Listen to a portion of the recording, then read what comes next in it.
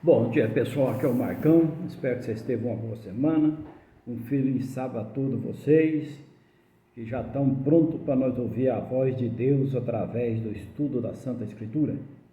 Os que estão presentes, os que vão chegar, os que vão ouvir, já pega a Bíblia de vocês, um papel com a canetinha para anotar a passagem. Nós estamos estudando esse estudo, quem é o homem, né? E nesse estudo nós já estudamos já que o homem foi feito do pó da terra.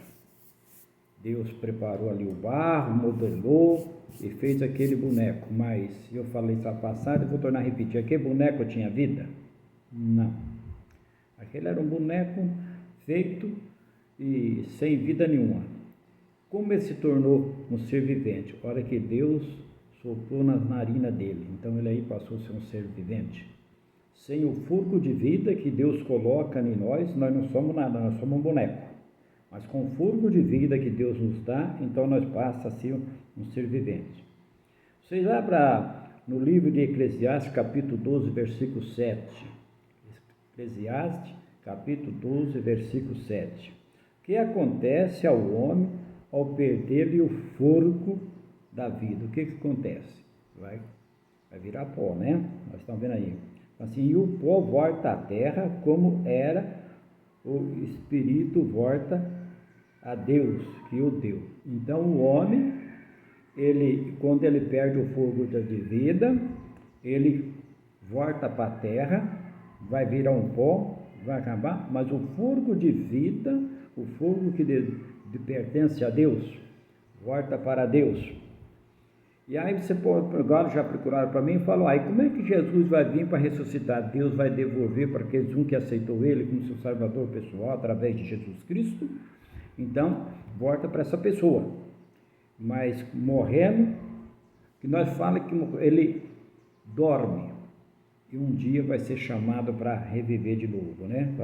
Este é o espírito de vida por meio do qual o homem vive e que só lhe é emprestado por Deus, por ocasião da morte, volta ao grande autor da vida, tendo vindo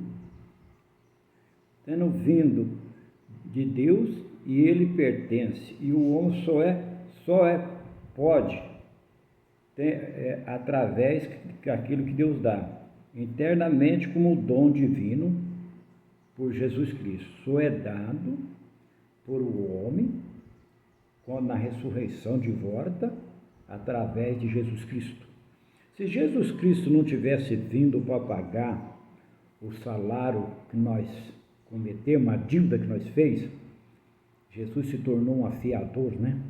Porque quando você é afiador de uma pessoa, muitas vezes o afiador que paga a dívida.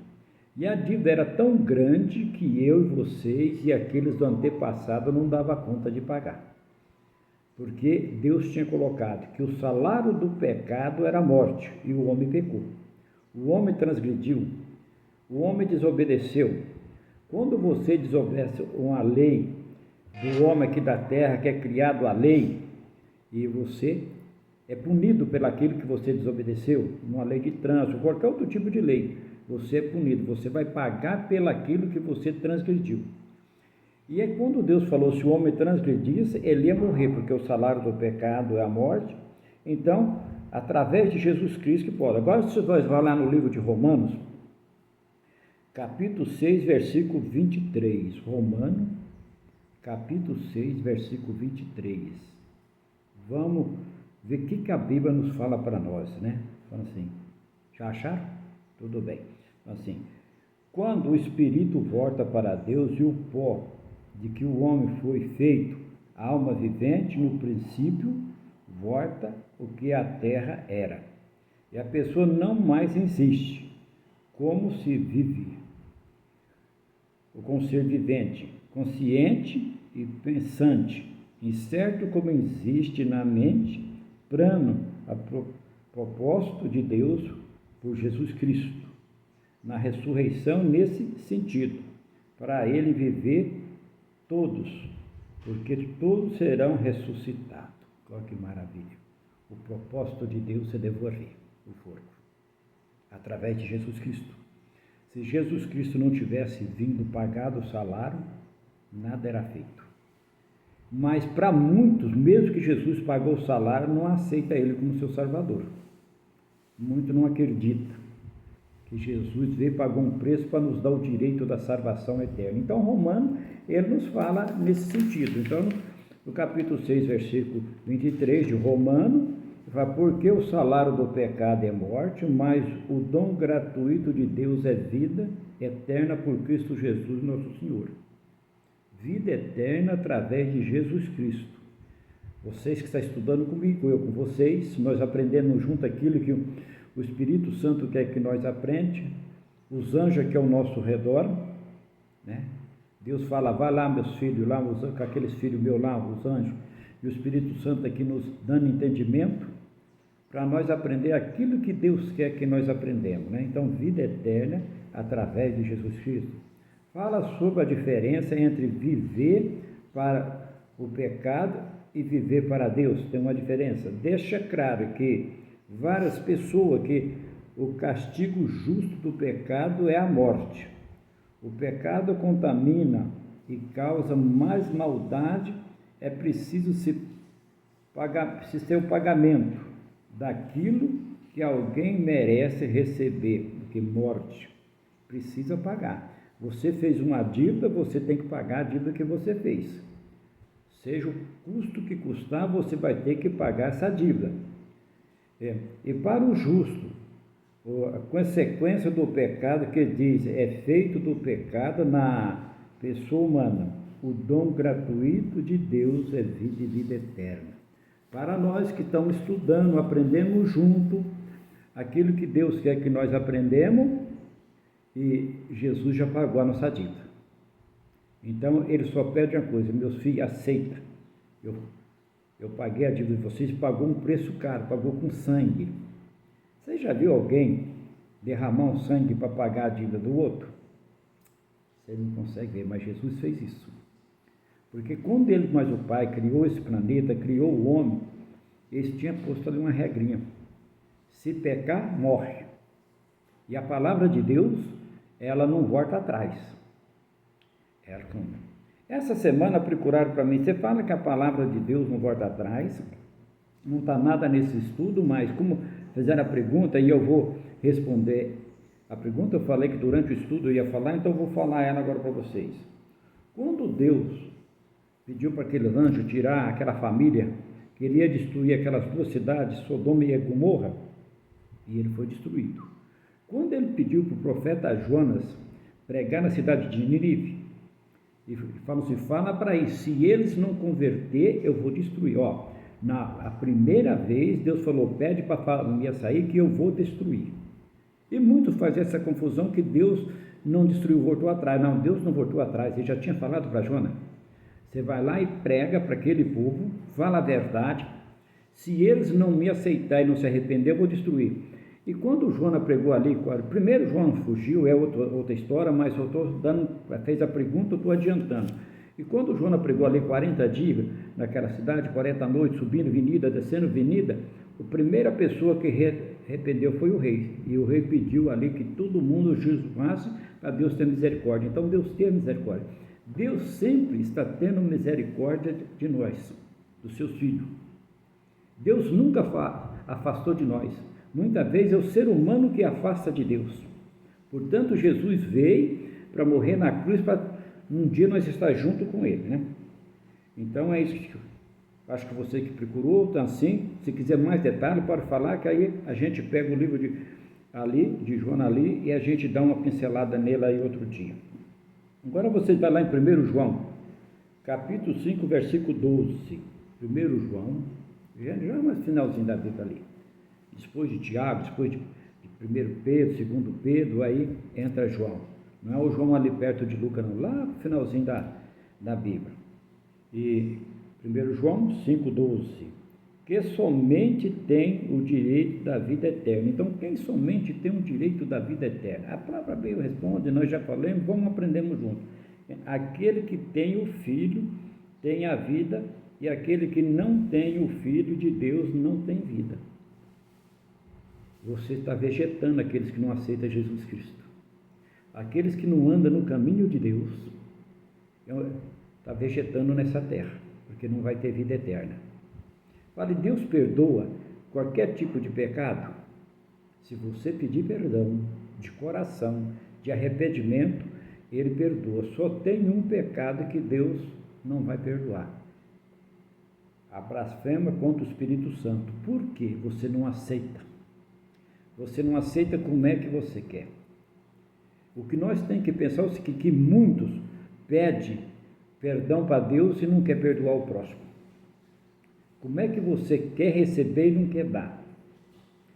Bem-aventurado, né? Aqueles que dá. É mais aquele que dá, recebe, porque aquele que recebe nasce. Então, aquele que tem o Filho de Deus tem vida eterna. O maior pecado tem as pessoas desta presente vida, mas perde ela, está a mesma vida, não espera ter vida eterna, nem dela ter promessa. Isso só pode ser recebida por Cristo Jesus. Nós só vamos receber a vida eterna através de Jesus Cristo. Por isso que Ele falou, eu sou o caminho, a verdade e a vida, quem vem a mim, jamais eu lançarei fora. Ele pagou o preço e Ele fala, eu sou o caminho, verdade e vida. Nós que vai a Ele não vai abrir mão de nós. Lá em João ali perto de Lucas, depois você só nota aí, se vocês quiserem dar uma lida lá, o livro de João, capítulo 17, que é a oração sacerdotal, vocês vão ver Jesus começando a oração falando para ele, depois ele fala dos discípulos, fala daquele povo, ele fala, Pai, eu falei a tua palavra é verdade, e todos eles aceitaram, menos um, para cumprir a profecia, Judas, o traidor, esse entende. E mais para frente ele fala, Pai, eu orei não só por esses, mas por todos aqueles que creem em mim. Você crê em Jesus? 3.000 anos atrás, Jesus, mais ou menos isso, 3.000 anos, pouco, Jesus fez oração por nós. E ele fala assim, que a vontade dele é que um dia nós estejamos junto com ele, como ele que está junto com o Pai. Como eu gostaria de um dia estar junto com Jesus e todos vocês lá, nós conversando e ele falando as coisas para nós, hein? E é muito maravilhoso. Mas para isso nós precisamos aceitar. Se nós não aceitar e pedir que o Espírito Santo nos conduza, vai ser difícil. Por isso Jesus, quando ele subiu, ele falou, eu vou ao Pai e vou pedir para ele que envie o Espírito Santo, o Espírito da verdade, o Consolador para vocês não ser órfãos. Nós não somos órfãos. Deus não deixou nós órfãos. Então, vamos ler mais uma passagem aqui. No livro de Gênesis, volta lá agora no começo da Bíblia, no livro de Gênesis, capítulo 3, versículo 22. Gênesis 3, capítulo 22. Assim, por que foi Adão expulso do jardim do Éden, excluído da árvore da vida? Por que Adão foi expulso ali, então, do jardim do Éden? Deus tinha criado aquele jardim maravilhoso, coisa linda, e colocou eles ali para eles tomar conta, né? Não caía uma folha, não morria animais, a coisa maravilhosa. O inimigo quis aprontar igual ele aprontou no céu, e o homem entrou na conversa dele. Cuidado com alguns tipos de conversa que vem no nosso ouvido. Falando assim, então por quê? Para que não estenda a mão e tome também da árvore da vida e coma e viva eternamente. Deus tirou ele ali do jardim, porque tinha a árvore da vida ali. Se ele comesse aquele fruto da árvore da vida, ele não morria. Aí ele estava em pecado e não morria. Aí como é que ficava a palavra de Deus? Que o salário do pecado era a morte. Deus falou, vão tirar vocês daí. E na entrada do jardim, Deus colocou 2 anjos ali para vigiar, né? Para eles não irem. Então, o que nós vemos é assim, que Deus, Ele preocupa com os seus filhos em todo sentido. Mantendo ainda Gênesis, capítulo 3, versículo 24 agora. E Gênesis 3, versículo 24. Que foi feito para manter o homem afastado da árvore da vida. O que foi feito?